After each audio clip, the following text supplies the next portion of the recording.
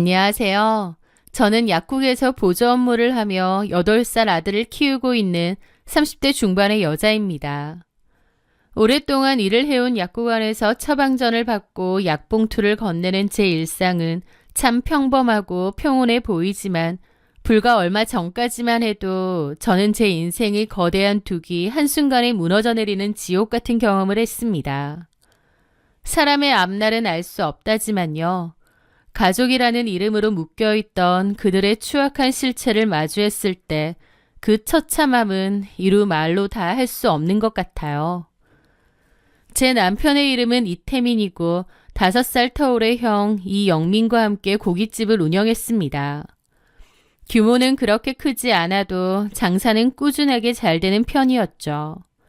형제 간의 우애가 어찌나 돈독하고 친한지 하루 종일 불판 앞에서 같이 땀 흘리고도 쉬는 날이면 또 낚시니 골프니 늘 붙어 다니곤 했습니다. 아주버님의 아내, 저에게는 형님인 백지연은 그 고깃집 바로 옆에서 카페를 운영했어요. 형님은 첫 만남부터 그 풍채와 기세가 범상치 않은 분이었습니다. 예전에 투포한 선수를 하다가 그만뒀다는데 한때 운동선수였다 보니 타고난 골격도 있는 편이고 성격 또한 불같고 털털함 그 자체였어요. 누가 봐도 한때 운동을 했던 사람이구나 한눈에 알 수 있는 사람이었죠. 형님은 입버릇처럼 나는 가시나들 내숭 부리는 거 꼴값 같아서 딱질색이야. 예전부터 남자들하고 지내는 게 훨씬 편하더라고. 라는 말을 달고 사셨습니다. 약국에서 조용히 보조 업무를 하며 낯을 가리는 저와는 결이 달라도 너무 달랐지만 형제들끼리 일도 같이 하고 워낙 친하다 보니 저희 동서지간도 어쩔 수 없이 자주 얼굴을 보며 지내야 했죠. 문제는 형님의 거침없는 입담이었습니다. 술 한 잔 들어가면 그 괄괄한 성격이 선을 넘기 일쑤였거든요. 어느 날인가 고깃집 마감 후 다 같이 모인 술자리에서 형님이 벌개진 얼굴로 저를 빤히 보더니 이러시더군요. 동서야. 네? 아우, 대답도 왜 이렇게 굼떠? 약국에서 그렇게 느려 터져서 일이 돼? 하면서 갑자기 뭐라고 하시는 겁니다. 저는 좀 당황했죠. 하지만 애써 웃으며 좋게 넘어가려 했습니다. 아, 제가 느린가요? 아, 제가 느린가요? 이러고 있다. 왜 이렇게 느릿느릿 답답해? 조상 중에 거북이 있어? 그러는 겁니다. 아무리 제가 손해릴 사람이라고 해도 무슨 저런 소리를 하나 싶어서 좀 언짢더라고요. 그래서 표정이 안 좋았는데 제 표정 가지고 또 깐족거리는 겁니다. 지금 표정 뭐야? 장난친 건데 진지하게 받아들이는 거야? 아이고, 소심해서 무슨 장난도 못 치겠다. 왜 이래, 재수 씨한테? 술 취했어? 뭘 술을 취해? 나는 장정들하고 먹어도 끝까지 살아남는 사람이야. 동서 보고 있으면 내가 꼴딱꼴딱 숨이 넘어갈 것 같아서 그래. 어찌나 느린지. 만약에 내 운동부 후배였잖아. 나한테 한 대 맞고도 남았다. 막 그러면서 킬킬거리는 겁니다. 저는 너무 당황스럽기도 하고 기분도 나쁘더라고요.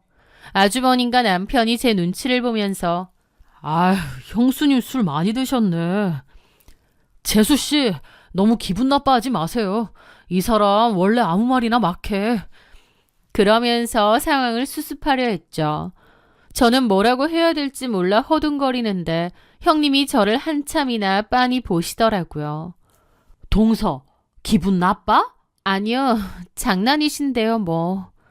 그 후로도 1분 넘게 저를 빤히 보더니 갑자기 제 어깨를 퍽 소리가 나게 치며 막 웃어 제끼는 겁니다. 알았어. 동서한텐 장난 안 쳐야겠다. 아, 뭘 그렇게 겁을 먹고 쫄고 그래. 안 잡아먹어. 장난은 태민이한테만 치는 걸로. 그러면서 지나갔습니다.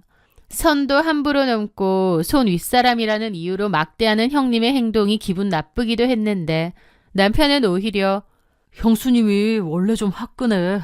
악이 있어서 그런 스타일 아니니까 자기도 그냥 웃고 넘겨. 알고 보면 형수님 같은 스타일이 속은 제일 따뜻해. 라더군요. 솔직히 형님과 저는 전혀 결이 맞는 사람이 아니었습니다. 같이 있으면 스트레스도 많이 받고요. 그럼에도 형님에 대해 제가 가졌던 그나마 괜찮았던 생각은 형님은 바람이나 불륜 같은 가정 파탄 행위에 대해서만큼은 누구보다 단호하고 결벽에 가까울 정도로 엄격했다는 점이었죠. 술 기운이 오르면 형님은 고기 굽던 집게를 들고 남편과 아주버님을 향해 칼날처럼 겨누며 으름장을 놓곤 하셨습니다. 야, 이태민, 이영민, 너네들 똑똑히 들어라. 내 사전에 이혼은 있어도 불륜은 없다. 너네 둘 중에 하나라도 딴 주머니 차거나 밖에서 여자랑 바람 피우다 나한테 걸리면 그날로 제삿날인 줄 알아. 나 예전에 투포한 유망주였어. 내 임 알지? 걸리면 내 손에 뼈도 못 추릴 줄 알아. 알았어? 막 그러면 남편과 아주버님은 아이고 무서워라. 알았다 알았어. 절대 딴 생각 안 할게 하면서 적당히 농담을 치며 비위를 맞춰주곤 했습니다. 저는 술자리 농으로 한 얘기긴 하지만 속으로 그런 생각도 들었습니다. 그래, 형님이 성격은 좀 거칠고 말투는 험해도 가정을 지키려는 의지가 엄청 강한 사람이구나 라고요. 그렇게 평범하고 평화롭던 일상에 균열이 가기 시작한 건 남편의 귀가 시간이 늦어지면서부터였습니다. 예전엔 가게 마감하면 바로 들어오던 사람이 자꾸 PC방에서 게임을 하느라 늦는다고 핑계를 대더군요. 미심쩍은 마음에 하루는 가게 마감 시간에 맞춰 몰래 고깃집을 찾아갔습니다. 그런데 때마침 남편이 나오더니 가게 뒷마당으로 향하는 거예요. 뭔가 불길한 예감이 들었던 저는 남편을 따라갔죠. 남편은 가게 뒷마당에서 담배를 피우며 누군가 통화 중이었습니다. 목소리가 평소와 다르게 꿀이 떨어지더군요. 자기야, 나 오늘 갈게. 요즘 몸이 너무 피곤하고 그래서 자기 생각이 더 나네. 보고 싶어. 남편이 자기라고 말하는 사람이 있다니 심장이 발끝까지 뚝 떨어지는 기분이었습니다. 당장 남편에게 따져 묻고 싶었지만 일단 참았습니다.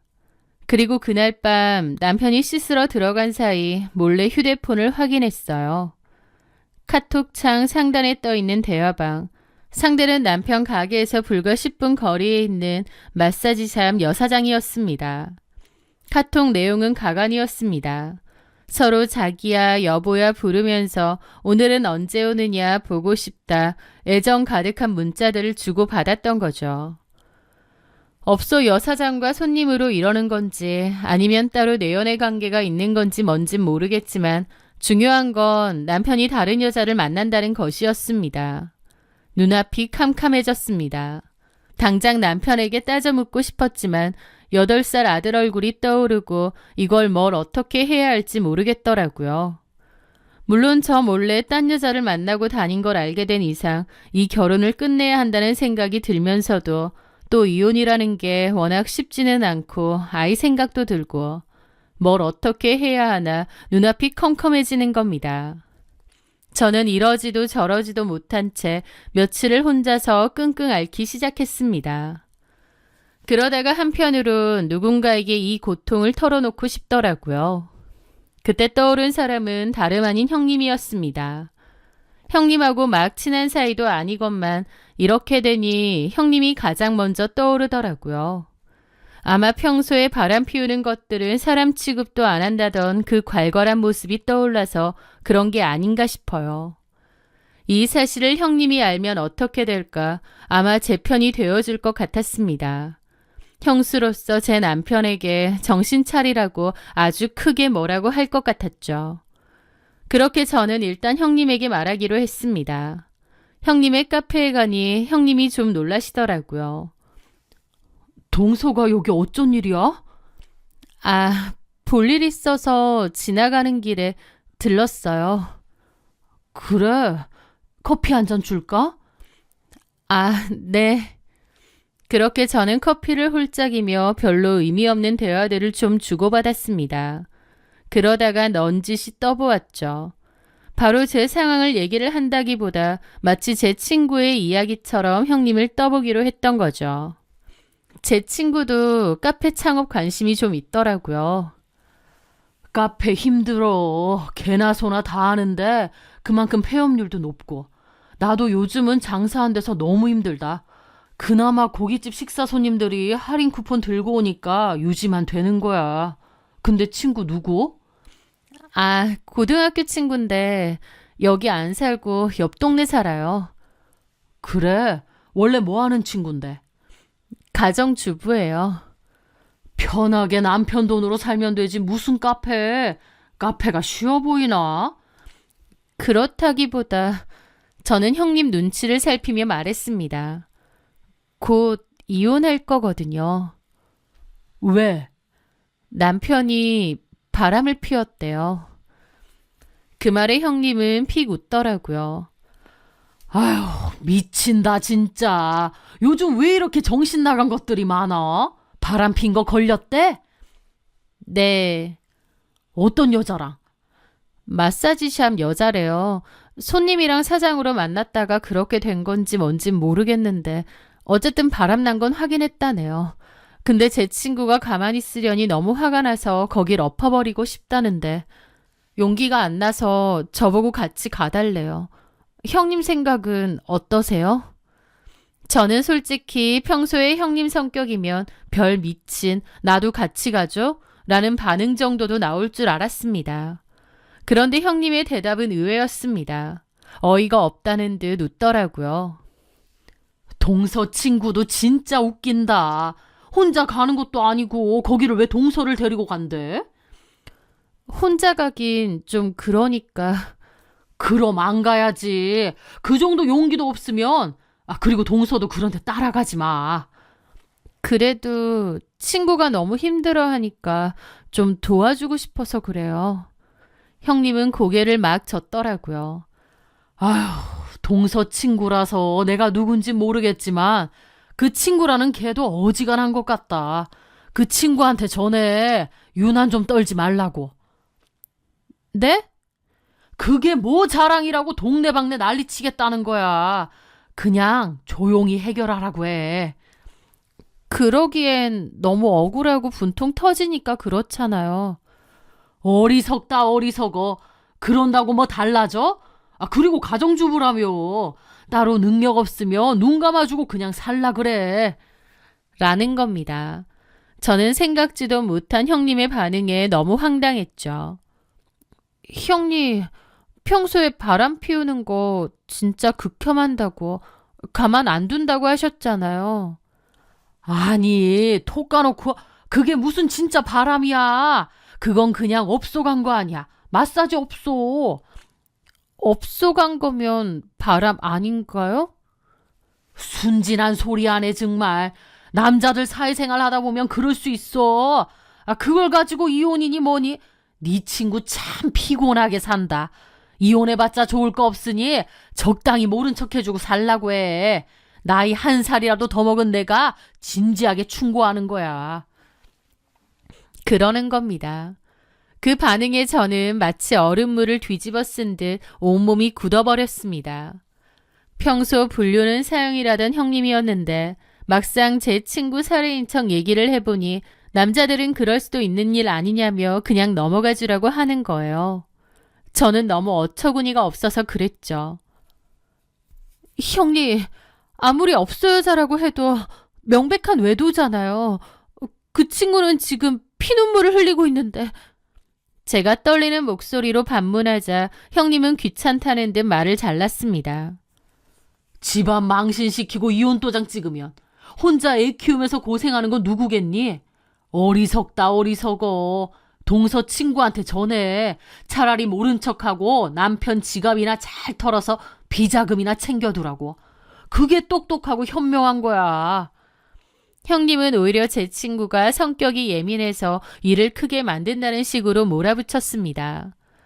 형님은 제가 입을 꾹 다물고 있자 혼수라도 두듯 한마디 더 덧붙이더라고요. 그리고 동서도 너무 그런데 관심 갖지 마. 친구 일에 감정이입해서 덩달아 난리치고 그러면 동서까지 힘들어진다? 남의 일에 그렇게 개입하는 거 아니야. 그 순간 알겠더군요.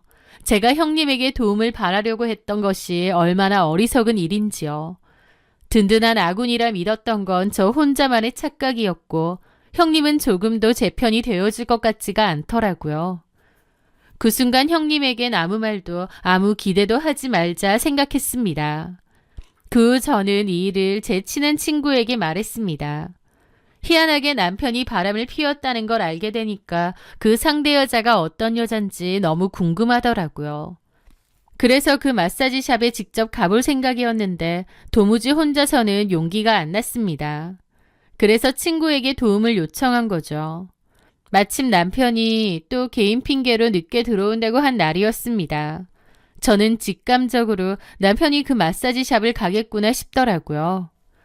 제가 현장을 덮치면 너무 정신이 없으니 친구가 옆에서 대신 사진이나 영상을 찍어준다고 했습니다. 저는 그 증거물들로 소송을 진행할 계획이었죠. 그렇게 남편이 드나드는 마사지샵 앞에 도착했고 심호흡을 하고 안을 들여다보았습니다. 그 마사지샵은 겉으로는 평범하고 건전한 마사지샵을 표방하고 있어서 유리문 밖에서도 안이 그럭저럭 보였습니다. 그런데 막상 들어가려고 하니 너무 긴장이 되더라고요. 제가 손을 너무 떠니까 친구가 잠깐 따라오라면서 복도 끝 화장실로 데리고 갔습니다. 왜 그래? 너무 긴장이 돼서.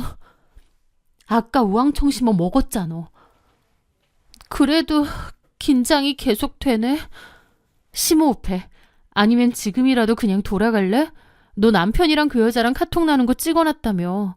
그걸로도 외도 증거는 충분하지 않아? 하지만 저는 그것들의 꼬라지를 직접 눈으로 봐야겠더라고요. 아니야. 내가 직접 볼래. 그래야 홀가분한 마음으로 단칼에 이혼할 수 있을 것 같아. 미련이 다 떨어질 것 같거든. 그래.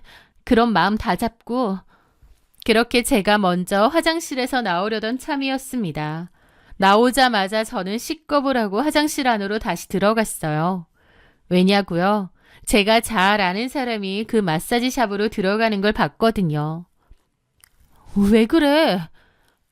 아는 사람이 마사지샵에 들어갔어. 누구? 네 남편?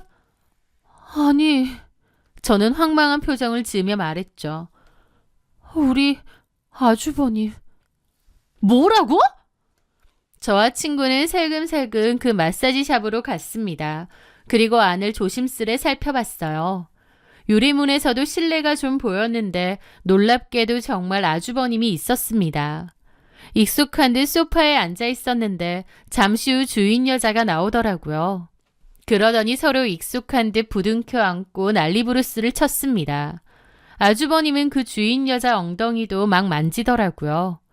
저는 너무 놀라 얼이 빠져 있는데 제 친구가 옆에서 줌을 당겨 동영상을 찍었습니다. 아주버님과 그 여자는 잠시 후 마사지실 하나로 들어갔습니다. 저는 친구와 그 마사지샵으로 들어가지도 못했습니다. 아니, 들어갈 필요가 없었죠. 그 광경이 얼마나 충격이던지요. 남편은 못 봤지만 거기서 아주버님을 본 거예요. 그러니까 남편과 아주버님은 한 마사지 업소를 같이 다니고 있었습니다. 그 충격적인 실체에 고꾸라질 것 같았어요. 너무 역겨움을 느낀 저는 집에 와서 상황을 정리해 보았죠. 이혼을 해야겠다고 마음을 먹었는데 남편에게 화를 내거나 소리를 지르는 대신 그동안 모은 카톡 증거와 사진들을 변호사에게 넘기고 조용히 이혼 소장을 접수했습니다. 그리고 아이를 데리고 집에서도 나왔습니다.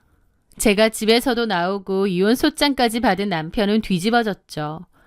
남편은 전화를 해서 왜 이러느냐고 따졌고 저는 너 마사지 업소 여자랑 바람피는 거 안다고 더러워서 너랑 못 살겠다고 이혼할 테니 그런 줄 알라고 했습니다. 그렇게 남편과의 이혼이 진행 중이던 와중에 이 사실을 알게 된 형님에게서 연락이 왔더군요. 세상에, 동서, 도련님한테 들었는데 그때 말한 게 친구 이야기가 아니라 동서 이야기였어? 네. 세상에, 아니 근데 내가 알아듣게 그때 말했는데 기어코 이혼을 하겠다는 거야? 아, 그때도 말했잖아. 남자들 그런 데 가는 거 큰일 아니니까 적당히 넘어가 주라고. 형님이나 실컷 그렇게 하세요. 저는 더럽고 역겨워서 그렇게 못하겠으니까. 참나, 유난을 떤다 떨어. 아주 결벽증 나셨어. 뭐라고요? 지금 뭐라고 하셨어요? 그게 뭐라고 이렇게까지 그러니? 남편이 다른 여자랑 뒹굴고 다니는데 그것도 제가 카톡 보니까 1년 이상 그랬어요. 그런데 이게 별일 아닌 것 같으세요? 아, 그냥 업소 여자 아니야. 진짜 진지한 불륜도 아니고 그냥 적당히 욕 좀 풀려고 업소 여자 만난 거 아니냐고. 형님은 참 이해심 많으시네요. 그런데 저는 이해심도 없고 이해해주고 싶은 마음도 전혀 없거든요. 아량 넓은 형님이나 실컷 이해해주면서 살면 되시겠네요. 아주버님이 그러고 다녀도 실컷 그래라 하고 꼭 이해해주세요. 우리 남편은 그런데 다닐 사람도 아니지만 나는 동서처럼 이렇게 유난 안 떨어. 그 말에 모든 걸 알고 있는 저는 코웃음이 막 나더라고요. 아, 그러세요? 그런데 제가 그 마사지샵 찾아갔을 때 거기서 누굴 봤는지 아세요? 누굴 봤는데? 누구겠어요? 아주버님이죠.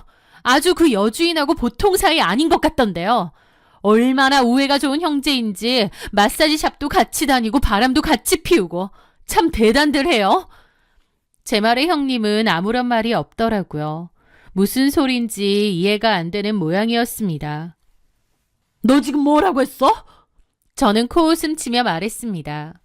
제가 지금 카톡 하나 보낼게요. 직접 보세요. 형님은 얼마나 너그러우신지 한번 지켜볼 테니까요. 그렇게 저는 곧바로 형님에게 친구가 찍은 그 영상을 보내주었습니다. 유리문 밖에서 몰래 찍었던 그 영상이요. 영상을 본 형님은 아무 말이 없더라고요. 저는 처음에 전화가 끊긴 줄 알았습니다. 그런데 잠시 후 억하고 숨을 내뱉는 소리가 들리더라고요. 형님도 엄청 충격을 받은 모양이었죠. 잘 보셨죠? 아주버님이 아주 잘 찍히셨어요. 형님, 괜히 유난 떨지 말고 잘 해결해 보세요. 형님 너그러우시잖아요. 남자들 얼마든지 그럴 수 있으니까 저처럼 동네 망신 시키지 말고 조용히 현명하게 어디 잘 해결해 보세요. 저는 그렇게 전화를 탁 끊었습니다. 남의 일일 때는 유난 떨지 마라, 모른 척해라 하며 남자들의 외도를 사회생활쯤으로 치부하던 그 대범함은 온데간데 없는 것 같더라고요. 저한테는 유난 떨지 말고 동네 망신 시키지 말라던 형님. 남편이 그러고 다녀도 모른 체하고 비자금이나 챙기는 게 현명하다며 쿨한 척 훈수 두던 형님. 그런데요. 정작 형님은 아주버님의 외도 사실을 알게 되자 평온하던 동네를 그야말로 발칵 뒤집어 놨습니다. 제가 직접 본 건 아닌데 얼마나 난리가 났는지 소문으로 다 듣게 되었죠. 형님은 저한테 그 영상을 받게 되고 나서 그 길로 마사지샵을 달려간 모양이에요. 형님이 거길 들이닥쳤고 그 내연녀가 무사할 리 없었죠. 내연녀는 형님의 그 무시무시한 소나기에 머리채가 잡힌 채 바닥을 굴렀고 비명소리가 온 건물에 울려 퍼졌다고 하더군요. 결국 인근 상가 사람들의 신고로 경찰까지 출동했을 정도였습니다. 형님은 그 서슬퍼런 기세로 내 남편 홀린 년 죽여버리겠다고 울부짖으며 상간녀를 매질했고 결국 경찰서에 끌려가게 되었죠. 그렇게 아주버님이 경찰서로 찾아와 겨우 훈방 조치가 됐는데 경찰서 앞에서 아주버님을 때렸대요. 얼마나 눈이 돌았는지 옆에 경찰이 있든 말든 경찰서 앞에서 아주버님을 두들겨 때렸고 결국 또 경찰서로 끌려갔다고 합니다. 형님의 그 난리 덕분에 온 동네의 소문이 골고루 쫙 퍼졌습니다. 한 집안의 형제가 나란히 한 마사지샵 여자에게 다니면서 바람을 폈다고, 심지어 형제가 쌍으로 그 여자 생활비까지 대주었다고, 고깃집 이름까지 아주 잘 퍼졌죠.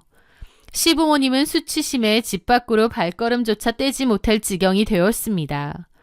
자식 교육을 어떻게 시켰길래 형제가 쌍으로 저 모양이냐는 수군거림이 가득했고 저는 바로 이혼을 하기로 한 제 결단이 틀리지 않았음을 확신했습니다.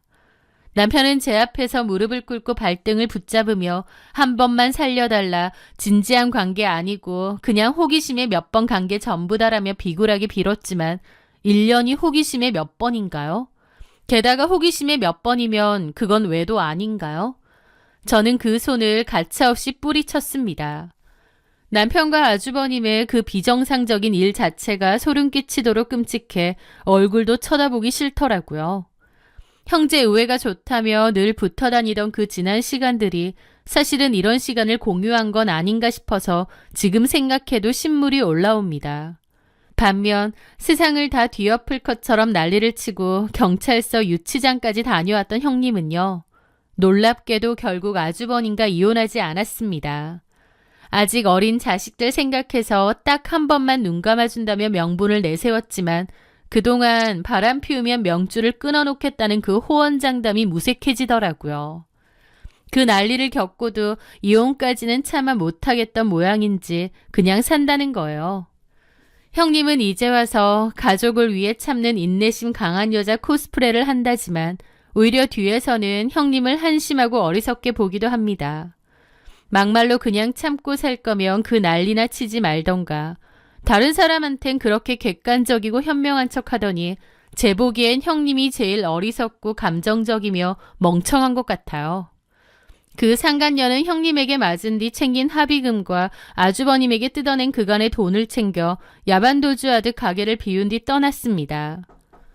형님은 지금도 동네에서 예전처럼 괄괄하게 소리를 지르며 다니지만 예전 같은 기세는 전혀 보이지 않습니다.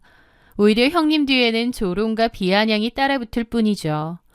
저는 이제 아들과 둘이서 소박하지만 더없이 평온한 삶을 살고 있습니다. 남의 고통은 가볍게 비웃고 자신은 절대 무너지지 않을 철옹성인 양 쿨한 척했지만 그 끝이 얼마나 허망하고 비겁한지를 두 눈으로 잘 본 것 같아요. 제 긴 이야기 끝까지 들어주셔서 진심으로 감사합니다.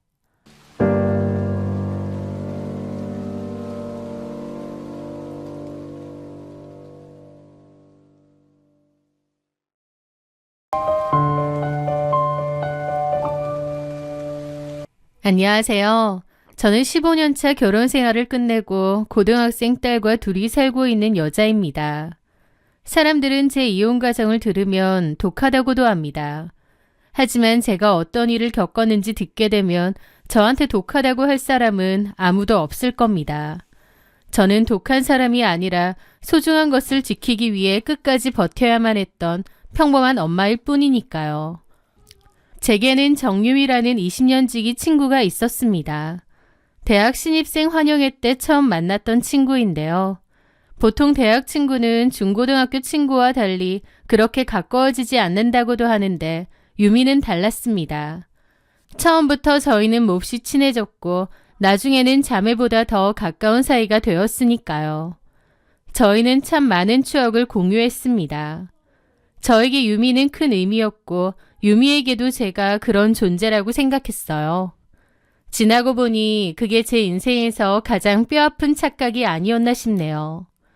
어쨌든 제가 남편 양진석을 처음 만났을 때였습니다. 대학 다닐 때부터 남자들에게 인기가 많고 남자 선후배랑도 친하고 남자친구도 꾸준하게 사귄 유미와 달리 저는 영 쑥맥이고 남친도 별로 사귀어본 적이 없었거든요. 누가 저 좋다고 해도 부끄럽고 민망해 피하기 일쑤였고요. 그러다가 소개팅으로 양진석을 만나게 되었는데 저도 그 사람이 너무 마음에 들어서 잘해보고 싶었습니다. 유미는 쑥맥인 제 옆에서 적극적으로 연애 상담과 코칭을 해줬어요. 그렇게 양진석과 저는 사귀게 되었고 나중에는 유미도 소개해주고 다 같이 친하게 지내기도 했죠. 제가 결혼하기 1년 전 유미가 먼저 결혼을 했습니다. 유미의 결혼식의 부케는 제가 받았어요. 그리고 1년 뒤에 제가 결혼을 했는데요. 그런데 유미는 결혼한 지 2년도 안 돼서 이혼을 하게 되었습니다. 성격 차이라고 했던 것 같고 자세하게는 얘기를 안 해줬죠. 그 일로 유미는 의기소침해지기도 했습니다. 원래 쾌활하고 사람 좋아하고 엄청 밝은 친구였는데 이혼이라는 게 사람을 많이 위축시키는 건지 성격이 많이 달라지더라고요. 친구로서 그런 모습이 안쓰러웠습니다. 저도 한창 신혼 때이긴 하지만 유미를 생각해서 셋이서 자주 봤던 것 같고 또 제 딴에는 유미를 많이 신경 썼던 것 같아요. 그럴 때마다 유미는 은수야 고마워. 늘 나까지 챙겨줘서. 난 정말 너밖에 없다. 라고 말하기도 했습니다. 유미랑 친하긴 해도 셋이서 보는 게 불편할 수도 있는데 이해해주는 남편에게도 늘 고마웠죠. 저는 결혼하고 나서도 유미와 가장 가까이 지냈고 저의 속마음도 다 털어놓았습니다. 결혼 초반에는 별다른 문제가 없었는데요. 결혼 1년이 채 되기 전 첫 아이를 임신하고 출산하면서부터 시어머니와의 갈등이 심해지기 시작했습니다. 시어머니는 아들을 선호하시는 분이었는데 저는 딸 서윤이를 낳게 되었어요. 어머님은 딸이라는 사실을 알자마자 출산하면 둘째 준비를 하라고 했죠. 첫 손주인데도 딸이라는 이유로 서윤이를 별로 좋아하지 않으시고 바로 둘째도 생각하라고 닥달을 하시니 저도 속상하고 섭섭한 것도 많았습니다. 그래도 저희 결혼할 때 신혼집을 어머님이 반 정도 보태주셨거든요. 받은 게 크다 보니 어머님이 섭섭하게 말하셔도 저도 꾹 참았죠. 그렇게 출산하고 몇 개월 후부터 둘째 준비를 했는데 얼마 안 있어서 유산이 되었습니다. 그런데 그 뒤에 한 번 더 임신을 했는데 또 유산이 되었어요. 짧은 기간 안에 2번이나 유산이 된 거였죠. 병원에서는 몸 상태가 좋지 못하니 더 이상의 임신 시도는 좋지 않다고 했습니다. 제 몸이 그러한데도 어머님은 대놓고 서운함을 표현하셨죠. 그러면서 은근 다른 친척들에게도 장난인 척 진심인 척 푸념을 하시는 겁니다. 우리 집안은 대대로 아들이 귀하잖아. 그래서 내가 다른 거 다 필요 없고 그저 아들만 하나 낳아주면 된다고 했는데 우리 며느리는 딸 하나 놓고 이제 몸이 안 좋아서 임신이 힘들다고 그러네. 아휴, 내가 결혼한다고 돈도 엄청 보태주고 그랬는데 꼭 사기당한 기분까지 든다니까. 하면서 가시돋친 농담식으로 잘 말하시더라고요. 당연히 저는 무슨 대를 잇지 못한 죄의 취급을 받는 것 같아 너무 힘들었죠. 그런 저를 더 힘들게 한 건 남편의 태도였습니다. 제 편을 들어주기는커녕 그저 반감만 했거든요. 엄마가 옛날 분이라 그러시는 거니까 네가 좀 이해해. 그 말이 전부였죠. 저는 그런 소름을 유미에게 토로를 했습니다. 그러면 유미는 마치 제일인 양 열변을 토하며 화를 내곤 했죠. 너네 시어머니도 진짜 어지간하다. 요즘 세상에 아들딸 차별이 어디 있니? 진짜 너무들 한다. 은수야, 너 기죽지 마. 마음 같아선 내가 진짜 너네 시어머니한테 가서 욕 한 바가지 해주고 싶다. 예쁜 손년딸까지 놔줬는데 왜 그런다니? 하며 저를 달래주었습니다. 유미는 어머님이 저에게 주시는 스트레스 때문에 제가 잠 못 이룰 때면 밤새 통화를 해주며 저를 위로해주곤 했습니다. 그때는 전혀 몰랐죠. 그 위로들이 사실은 제 가정이 무너지길 기다리던 하이에나의 미소였다는 걸요.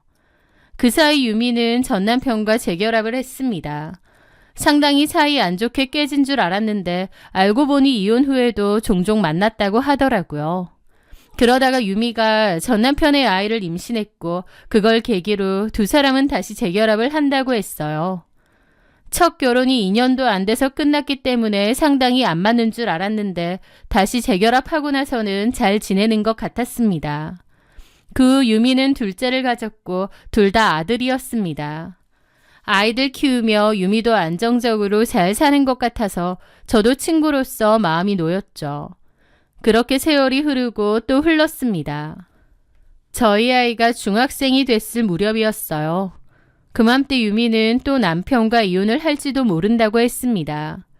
재결합까지 했었지만 역시 안 맞는다면서 그냥 각자 갈 길 가는 게 낫겠다고 했죠. 아이들은 어쩌냐니까 전 남편이 키운다고 했고 전 남편이 해외지사로 발령이 날 예정이라 아이들을 다 데리고 갈 거래요. 그러면 유미는 혼자 살아야 될 것 같다고 했죠. 저는 유미를 위로해주고 또 응원해 주었습니다. 그런데 그맘때 저희 집에도 불길한 기운이 돌기 시작했습니다. 남편은 온라인 마케팅 회사를 법인으로 운영하고 있는데요. 부쩍 매출이 떨어지고 어려워졌다고 그랬거든요. 그러면서 남편의 귀가가 점점 늦어졌고 집에 와서도 핸드폰만 붙잡고 살았습니다.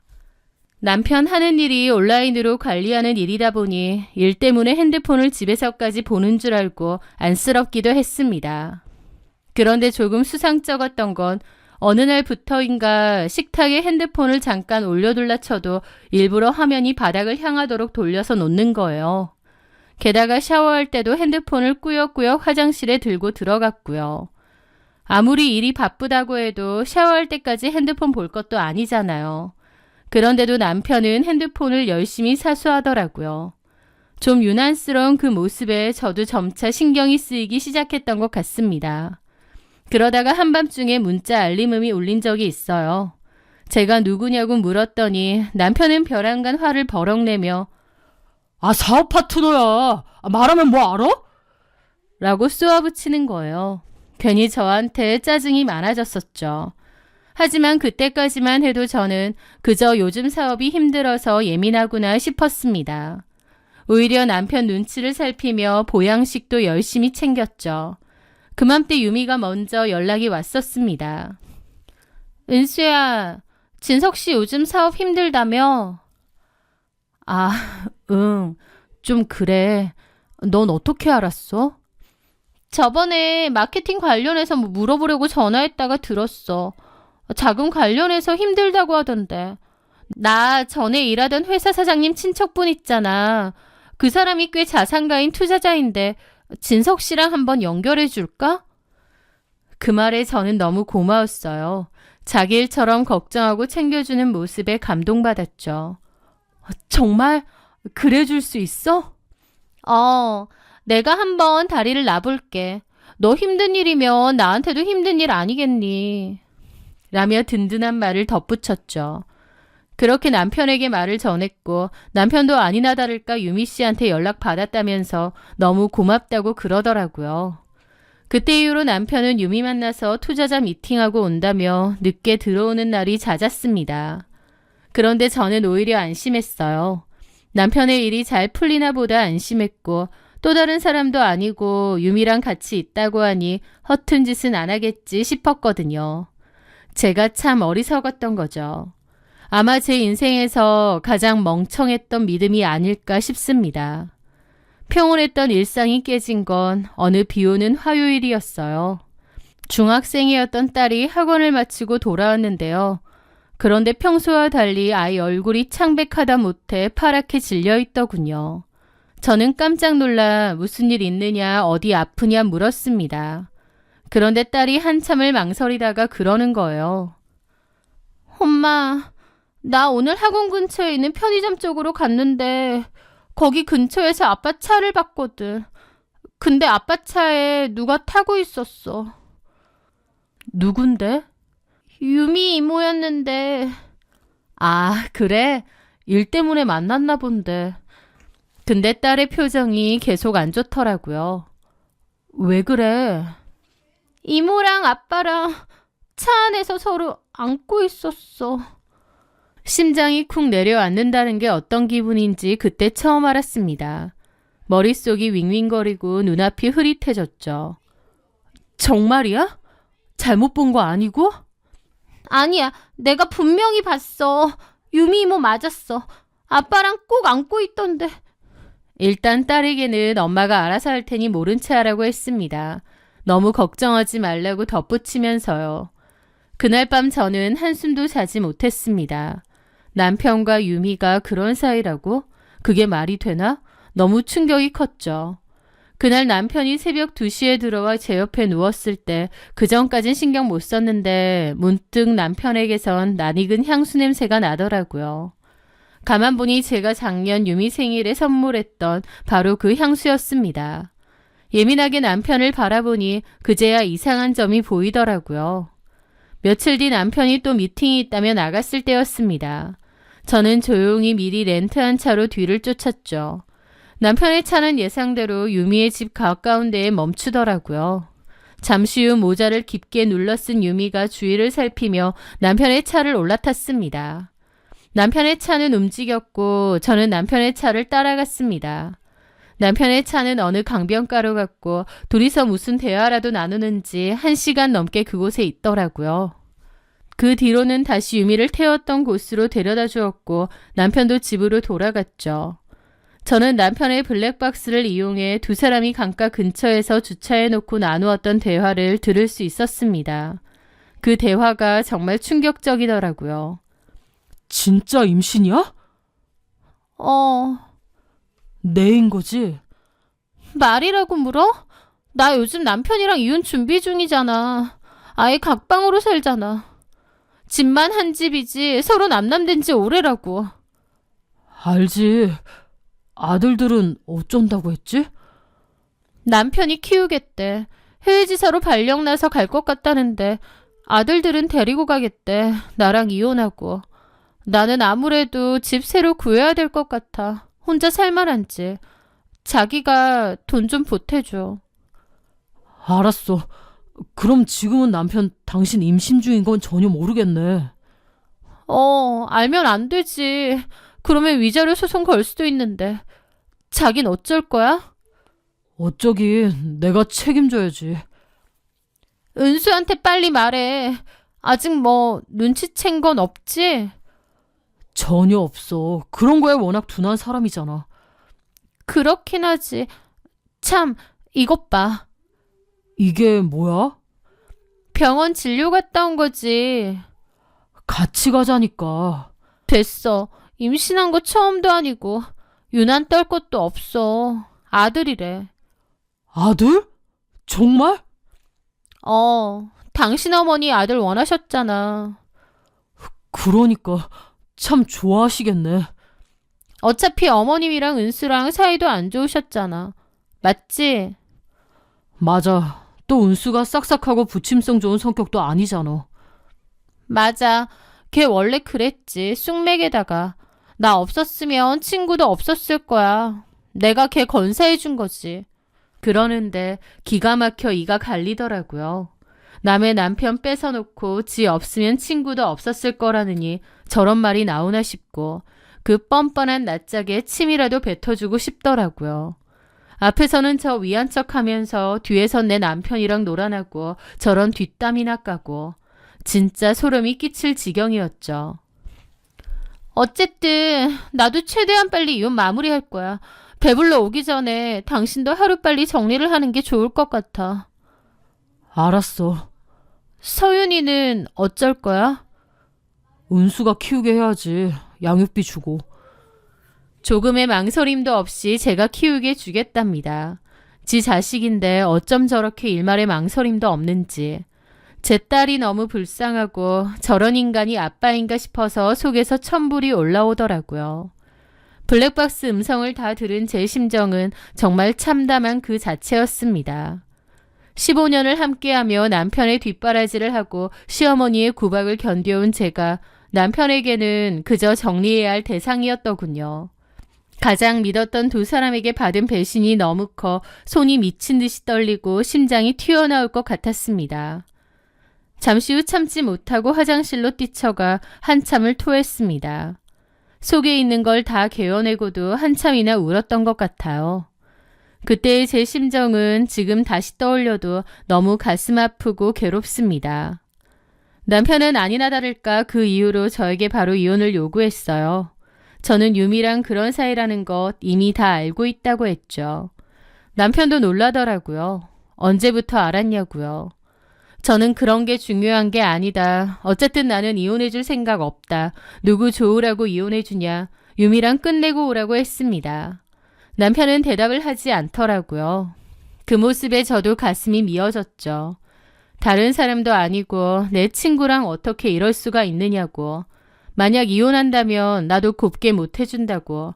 진짜 내가 할 수 있는 방법 다 써서 이 막장일을 다 퍼뜨릴 거라고 했습니다. 한국 땅 밟고 못 살게끔 온 동네 소문 다 낼 거라고. 그래도 좋으냐고 했죠. 남편은 처음엔 알겠다고 유미랑 끝을 내겠다고 했어요. 저는 제 이혼은 두 번째 문제라고 생각했습니다. 일단 남편이 정유미랑 깨끗이 끝을 내고 오는 게 순서라고 생각했거든요. 그 유미에게 전화를 해서 제가 할 수 있는 쌍욕은 다 퍼부었습니다. 차라리 모르는 여자가 낫지 어떻게 네가 이럴 수 있느냐고. 정유미는 제가 뭔 말을 하든 대꾸 없이 가만히 듣고만 있더라고요. 저는 유미한테 절대 이혼 안 할 거라고, 내가 미쳤다고 너 좋은 일 해주겠냐고, 그리고 네 남편에게도 네 임신 사실 다 알릴 거라고, 너 상대로 상간소송도 할 거라고 악을 썼습니다. 유미는 제 말을 듣고는 자기 남편에게 알려도 상관없다며 상간소송도 할 테면 해봐라고 그제야 큰 소리로 따지고 들더라고요. 저는 이 더러운 년아, 인생 그따위로 살지 마라, 천벌받는다, 일가라고 끊었습니다. 그런데 정말 기막힌 사건은 거기서 끝이 아니었습니다. 그 일이 있고 저는 사는 게 아닌 것처럼 힘들었어요. 그런데 황당하게 어느 날 초인종이 울렸습니다. 문을 열자 유미가 커다란 캐리어 2개를 양손에 쥐고 서 있었습니다. 제가 벙쪄서 보니까 저를 밀치고 안으로 들어오더라고요. 나 오늘부터 여기서 지낼 거야. 진석 씨랑 그렇게 하기로 했어. 그러면서 거실로 성큼성큼 걸어 들어오는 거예요. 남편도 뻔뻔하게 가만히 있더군요. 제가 기가 막혀 남편의 뺨을 때리려 하자 남편이 제 손목을 낚아챘습니다. 그만 좀 해. 나는 당신이랑 살기 싫어. 이혼 좀 해달라는데 왜 이렇게 끈덕지게 굴어? 진짜 끝까지 이렇게 나온다 이거지? 저는 이번엔 유미한테 달려들려고 했습니다. 그랬더니 남편이 득달같이 달려와 저를 밀치더라고요. 임신한 사람한테 무슨 짓이야? 야, 양진석, 네가 사람 새끼냐? 우리 이혼도 안 했고 아무것도 안 했어. 법적으로 내가 네 마누라야. 근데 어떻게 이런 짓을 벌이니? 니들은 하늘이 무섭지도 않아? 진짜 질린다. 제발 이혼 좀 해줘라. 나 너랑 살기 싫어. 도대체 언제부터야? 너네 둘이 언제부터냐고. 그 말에 유미가 그러더라고요. 은수야, 그게 뭐가 중요하니? 중요한 건 진석 씨랑 나랑 사랑한다는 거야. 진석 씨는 네가 너무 싫고 지겹대. 제발 정 떨어지는 짓 그만하고 이혼해줘. 야, 이 미친 것들아. 막무가내로 이렇게 밀고 들어오면 끝이야? 법적으로는 내가 양진석 마누라야. 너는 그냥 상간녀라고. 그 말에 유미가 코웃음을 치며 눈앞에서 전화를 걸더라고요. 다름 아닌 시어머니였습니다. 유미야. 어머님은 너무 다정하게 유미를 부르더라고요. 아, 어머니, 저 지금 진석 씨 집 들어왔습니다. 은숙이 가만 안 있을 텐데? 옆에 있어요. 저는 이게 무슨 시츄에이션인가 싶어 벙쪘습니다. 어머님도 다 알고 있었어요. 다 아는 정도가 아니라 양진석과 유미의 관계를 지지하기까지 했습니다. 아마 유미가 양진석의 아들을 가졌기 때문이겠죠. 은수야, 속 좁게 굴지 말고 그냥 이혼을 좀 해라. 그 꼴 보고 너도 더 살고 싶은 건 아닐 거잖아. 어머님까지 어떻게 이러실 수가 있으세요? 내가 뭘? 그러면 네가 아들을 가지든가. 내가 말했지. 내가 너한테 바라는 거 아들 낳아주는 거밖에 없다고. 억울하면 네가 아들을 가졌어야지. 저는 어이가 없어 눈물까지 났습니다. 나는 절대 이 집에서 안 나가. 그리고 그날부터 지옥 같은 동거가 시작되었습니다. 제일 억울한 것도 전데 제일 힘든 것도 저더라고요. 남편과 정유미는 저를 투명인간 취급하며 집에서 지냈습니다. 심지어 저희 딸 앞에서도 아주 뻔뻔하게 굴더라고요. 저희 딸도 울면서 아빠랑 이모가 어떻게 이럴 수 있느냐 하고요. 아마 그것들이 원한 게 이거였나 봅니다. 저희 딸 앞에서도 저렇게 굴면 제가 저희 딸 데리고 집을 나갈 거잖아요. 그걸 원했던 거겠죠. 저는 정유미를 상대로 상간소송을 걸었는데 정유미는 눈 하나 깜짝 않더라고요. 결국 저는 이혼을 준비하게 되었어요. 그런데 저도 가만히 이혼해 줄 순 없었죠. 저도 저만의 복수를 해야겠더라고요. 저와 딸아이를 투명인간 취급하며 제 집 안방을 차지한 그 인간들을 그냥 곱게 보내줄 수는 없었죠. 저는 그날부터 남편의 뒤를 캤습니다. 남편은 제가 완전히 의지를 잃었다고 생각했는지 제 앞에서도 유미와 시어머니랑 셋이 앉아 대놓고 아이 이름을 고민하기까지 하더군요. 저는 그들 앞에선 무기력하고 무력한 척했지만 뒤로는 철저히 자료를 모으고 이혼 준비를 하고 있었습니다. 저는 남편의 서랍에서 법인 공인인증서와 비밀번호를 확보했습니다. 그러다가 남편이 매달 유미의 계좌로 돈을 입금했다는 걸 알게 되었어요. 애초에 사업이 많이 어렵다는 것도 거짓말이었고 유미에게 돈을 정기적으로 이체했더라고요. 회사 돈을 사적 유용으로 쓴 거죠. 저는 그맘때 정유미의 핸드폰을 몰래 빼돌렸습니다. 그리고 뒤져보게 되었는데 또 하나의 경악할 만한 사실을 알게 되었죠. 알고 보니 정유미와 전 남편은 다시 화해를 했고 같이 외국으로 가자는 얘기까지 나누고 있었던 겁니다. 정유미가 전 남편에게 자기가 셋째 임신을 했다고 했고 정유미 남편이 정유미한테도 이혼은 없던 일로 하고 외국으로 같이 가자고 했던 거죠. 사실 정유미는 제 남편보다는 자기 남편에게 마음이 더 컸을 겁니다. 애들도 있고요. 그런데 전 남편이랑 이혼하게 됐으니 홧김에 제 남편하고 놀아난 게 아닌가 싶기도 하더라고요. 진짜 나쁜 년이죠. 지가 혼자 된다고 친구 남편부터 탐낸다는 게요. 어쨌든 저는 그러한 대화 내용도 다 캡처를 해두었습니다. 그 후 저는 국세청과 검찰에 보낼 횡령 자료를 준비하게 되었습니다. 언제든지 보낼 준비가 되어 있었죠. 그와 동시에 이혼과 정유미에 대한 상간소송도 동시에 준비를 하고 있었습니다. 저는 집으로 시어머니를 불렀습니다. 이혼해줄 거고 마지막으로 할 말이 있다면서요. 그리고 남편과 어머님, 정유미를 앞에 두고 서류봉투를 건넸죠. 진석 씨, 그리고 어머님, 원하던 대로 이혼해줄게요. 그런데 그 전에 이거 먼저 보세요. 제가 서류봉투를 내밀자 남편은 의아한 표정으로 봉투를 열었습니다. 그 안에는 유미와 전 남편이 나눈 대화 캡처가 그대로 들어있었어요. 사실 뱃속에는 유미 전 남편의 애였고 둘이서 화해하고 같이 외국으로 가려고 한 것까지도요. 남편의 얼굴이 흑빛으로 변해갔습니다. 입술을 파르르 떨며 그 종이들을 보던 남편이 고개를 들어 유미를 쳐다봤죠. 정유미, 이게 뭐야? 뱃속에 있는 애가 내가 아니야? 네 전 남편 애야? 그 순간 유미도 당황해서 남편 손에 들린 서류봉투를 뺏어보더라고요. 그러더니 놀라서 저를 쳐다보는 겁니다. 저는 코웃음 치며 말했죠. 그러게 왜 본처랑 한 집에 같이 사니? 네 핸드폰 얼마든지 나도 볼 수 있다는 거 몰랐어? 너 전 남편이랑 화해하고 같이 외국 가기로 했다며? 그럼 언제까지 이 연극 계속 하려고 했던 거니? 정유미가 어버버하면서 말을 못하더라고요. 이미 지 전 남편이랑 다시 재결합해서 외국으로 가려 했겠지만 제 남편이 매달 거금의 돈을 보내주니 그걸 당장 포기하기 힘들었겠죠. 마지막까지 뜯어먹다가 외국으로 튀려고 했던 게 아닌가 싶더라고요. 그 순간 옆에서 듣고 있던 시어머니가 비명을 지르며 유미에게 달려들었습니다. 이 환양년이 임신 핑계로 누굴 속이려 들어! 그러면서 시어머니와 유미는 거실 바닥에서 서로의 머리채를 잡고 뒹굴었습니다. 그 아수라장을 지켜보는데 진짜 어이가 없어서 웃음밖에 안 나오더라고요. 남편도 씩씩거리며 어머님이 정유미를 드잡이하는 것을 가만 보고 있었습니다. 그런데 그런 싸움 끝에 유미가 밀쳐지며 테이블 모서리에 배를 세게 부딪혔습니다. 결국 하혈을 했고 남편이 119를 부르게 되었죠. 유미는 결국 유산을 한 것 같았어요. 그런데 소식을 듣고 병원으로 달려온 정유미의 전 남편은 이 모든 사실을 다 알게 되었습니다. 친구 남편과 바람 피웠고 본처가 있는데도 그 집에 들어가서 살기까지 했다는 걸요. 전 남편은 병실에 누워있는 유미에게 침을 뱉으며 너 같은 여자랑 다시 잘해보려 했던 내가 바보라면서 재결합은 없던 일로 하자고 일가라고 떠났다더군요. 정유미의 그 추접스러운 계획이 모두 물거품이 된 거였죠.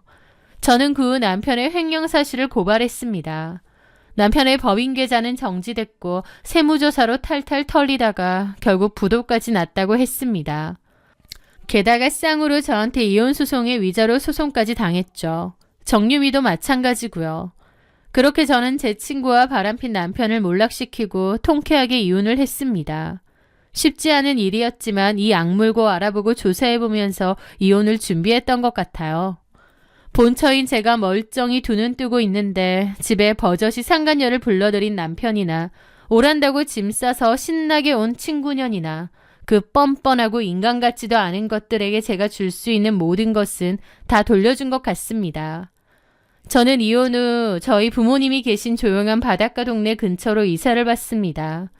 쓰레기를 비우고 난 뒤에 제 삶은 그 어느 때보다 상쾌하고 평온한 것 같아요.